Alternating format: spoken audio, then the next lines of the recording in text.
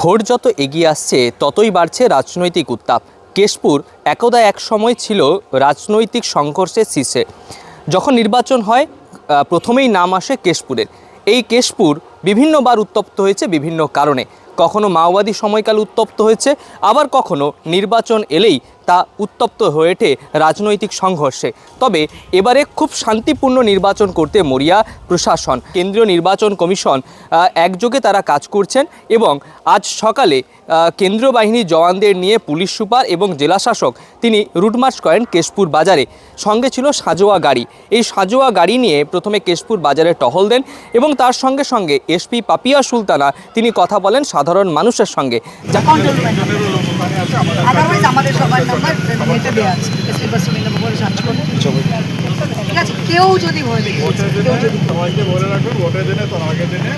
যাতে নির্বিঘ্নে তারা ভোট দিতে পারেন, এলাকায় গিয়ে সকাল থেকে সন্ধ্যা পর্যন্ত তাদের ভোটদান সুন্দর হয় তা ব্যাপারে আশ্বস্ত করেন তিনি। আজকে আমরা পশ্চিম মেদিনীপুরের ডিস্ট্রিক্টের তরফ থেকে আজ এসপি পশ্চিম মেদিনীপুর আমাদের সঙ্গে ছিলেন আমাদের ডিএম স্যার এবং সঙ্গে আমাদের যিনি ফোর্স কোঅর্ডিনেটর ছিলেন, এনারা সবাই মিলে আমাদের সিএপিএফের সঙ্গে আমাদের লোকাল পুলিশ আমরা সবাই মিলে রুট মার্চ করলাম কেশপুরে বাজার এলাকাতে।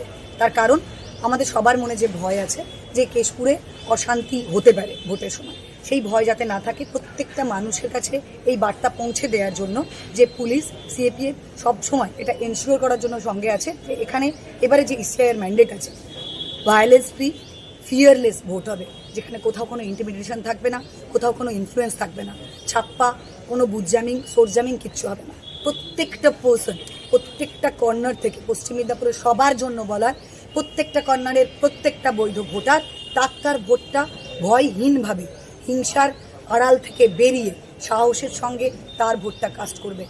প্রথমে তারা রুট মার্চ করেন কেশপুরে এবং পরে সাধারণ মানুষের সঙ্গে গিয়ে তারা কথা বলেন, নির্বিঘ্নে ভোট দেওয়ার আশ্বস্ত করেন তারা এবং আগামীতে নির্বাচনকে কেন্দ্র করে কোনো রকম অশান্তি না হওয়ারও বার্তা দিয়েছেন এসপি পাপিয়া সুলতানা।